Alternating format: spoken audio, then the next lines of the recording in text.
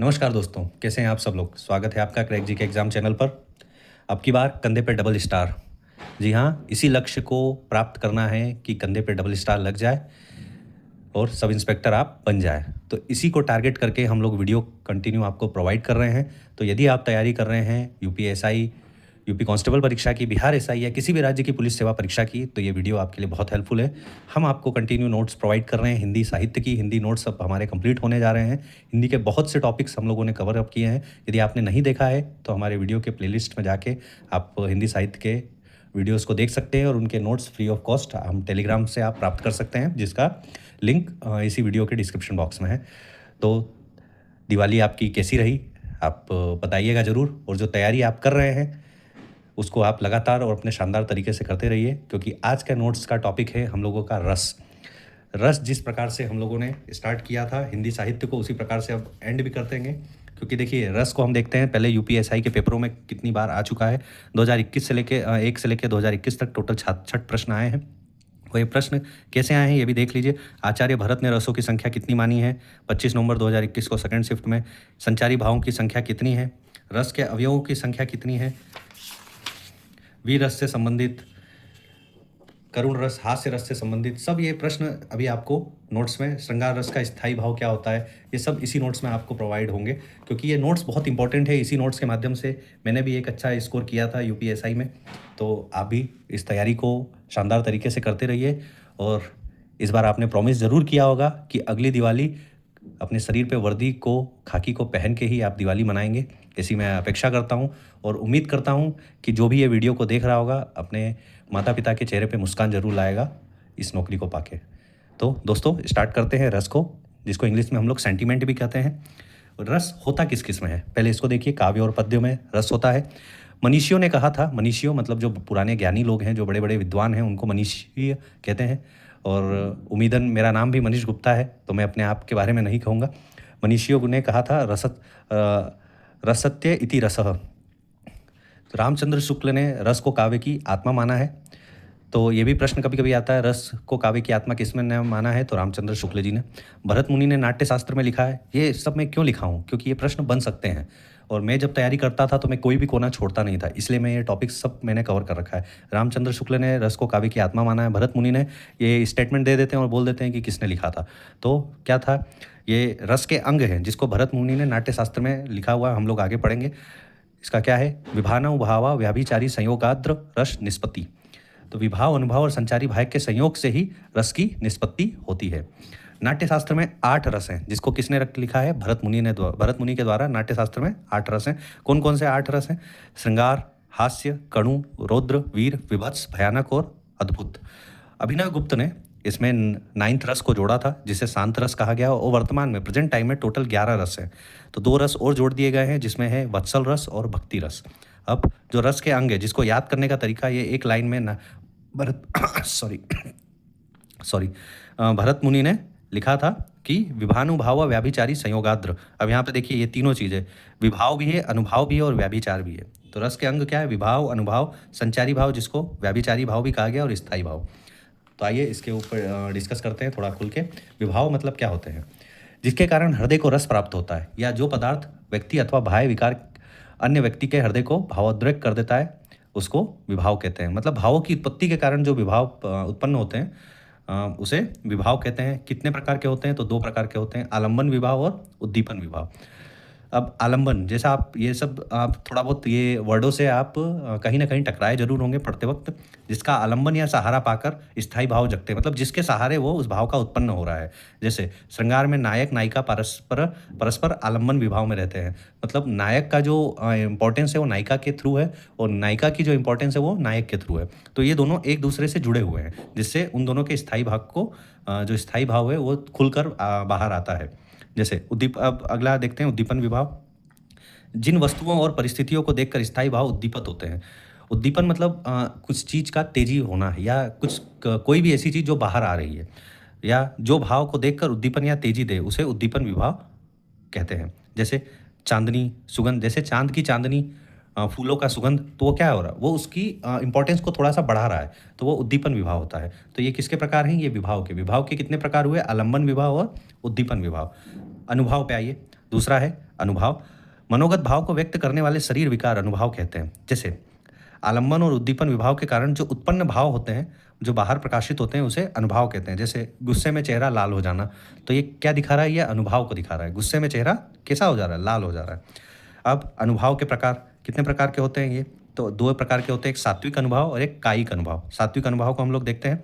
तो सात्विक अनुभाव जो विकार या चेष्टाएं शरीर की स्वाभाविक क्रिया के रूप में होती है, उसे सात्विक अनुभाव कहते हैं। ये 8 प्रकार की होती है। इसे आप स्तन संचारी अनुभाव के नाम से भी जानते हैं। कितने प्रकार की होती है? 8 प्रकार की होती है। अब ये 8 प्रकार के कैसे होते हैं, ये भी देख लीजिए।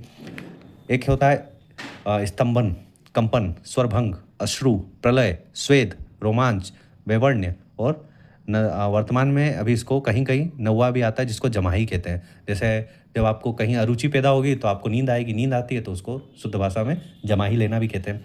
तो स्तंभन में मतलब जो उसका भाव है, अनुभाव है, वो स्तंभ हो जाता है, वो गतिहीन हो जाता है, तो स्तंभन हो जाता है। कंपन में जैसे शरीर को कांपने लगना, भय में या प्रेम में, तो ये कहाँ कहाँ होता है? शरीर कांपने का कहाँ लगता है? या तो भय में या तो प्रेम में। अत्यधिक प्रेम होगा तो भी आपका शरीर कंपन करेगा। स्वरभंग हर्षाधिक और अत्यधिक भय में। अश्रु प्रेम, आनंद, शोक आदि में आग भर जाना, जैसे अश्रु बाहर निकल आते हैं। प्रलय विरह, भय, शोक में या चेतना शून्य हो जाना, तो प्रलय जैसा लगता है। स्वेद में, स्वेद मतलब पसीना आना, जैसे लज्जा में, प्रेम में। रोमांच मतलब काम, हर्ष के कारण रोंगटे खड़े हो जाना। वैवर्ण्य भय, शोक से चेहरे का रंग उड़ जाना, इसको वैवर्ण्य कहा गया। तो ये आपके सात्विक अनुभाव हैं जो 8 प्रकार के होते हैं। अब कायिक अनुभाव जो विकार या चेष्टाएं शरीर के अंगों के व्यापार के रूप में प्रकट हो। जैसे भय, भागने लगा। अब किसी चीज़ को देख के आपका भय भागने लगा तो वो क्या हुआ? वो एक दौड़ रहा है, तो वो किस तरीके से हो रहा है कि वो चेष्टाएं अपने अंग का व्यापार के रूप में प्रकट हो रही हैं। तो ये इस तरीके में कायिक अनुभव आते हैं।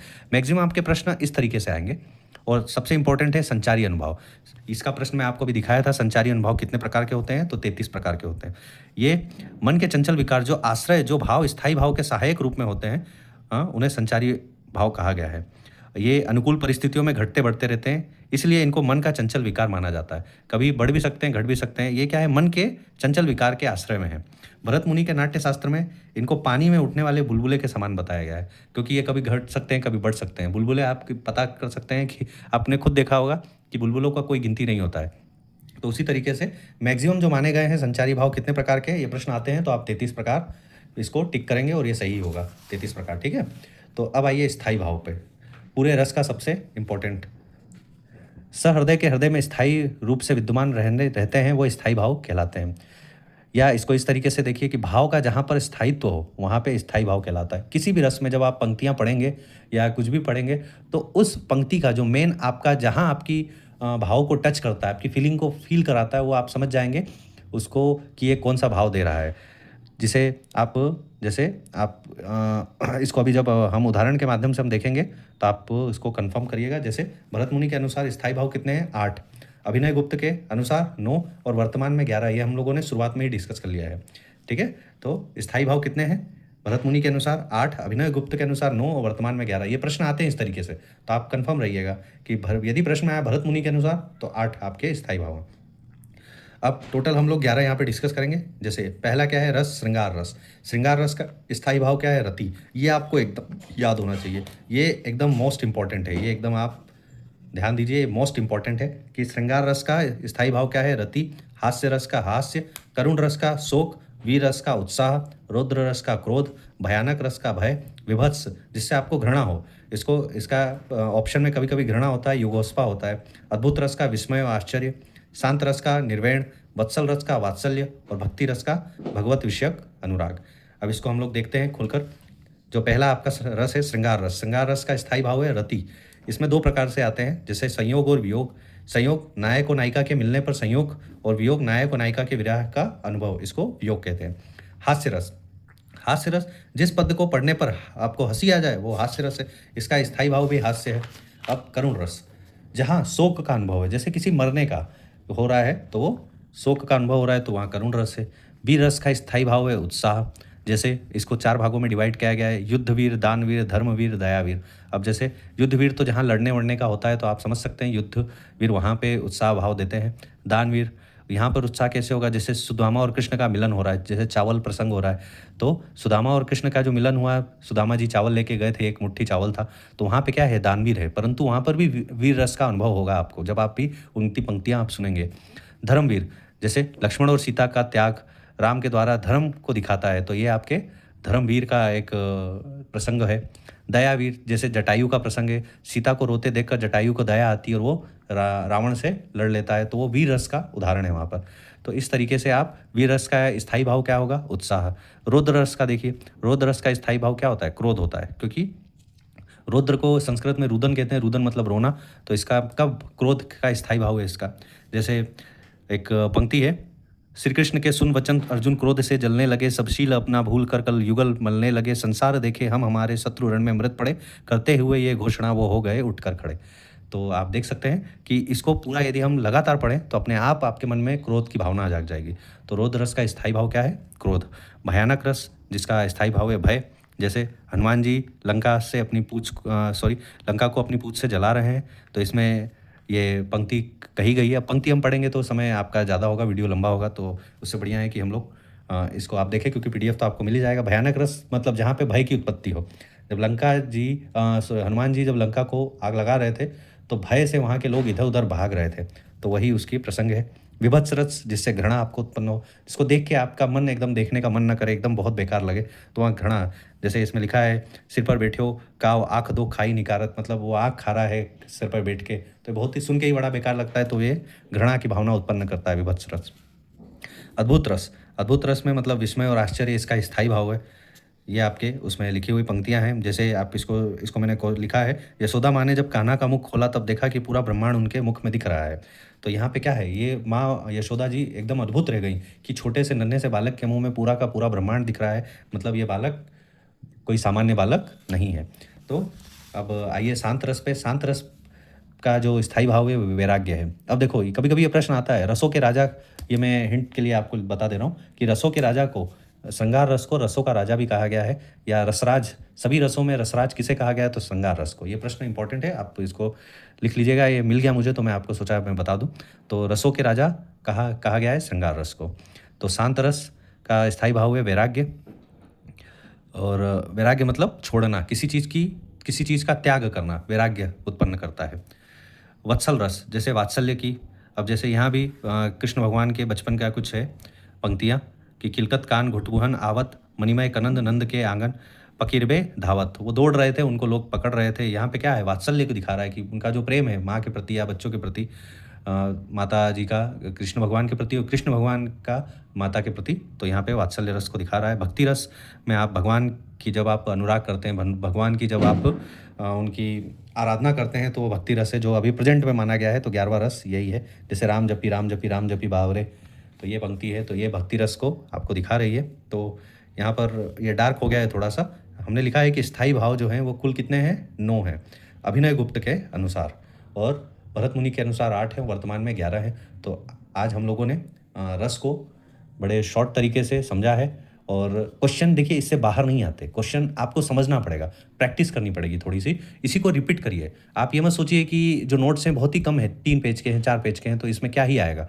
परंतु आप इस पर विश्वास करके यदि इसी नोट्स की प्रैक्टिस बार बार करेंगे तो ये सभी चीज़ आपके मुँह जबानी रट जाएगा, और जब क्वेश्चन बनने लगेंगे तब आप उस समय आप मुझे थैंक्स कहेंगे कि सर ने जो बोला था वो सही कहा था।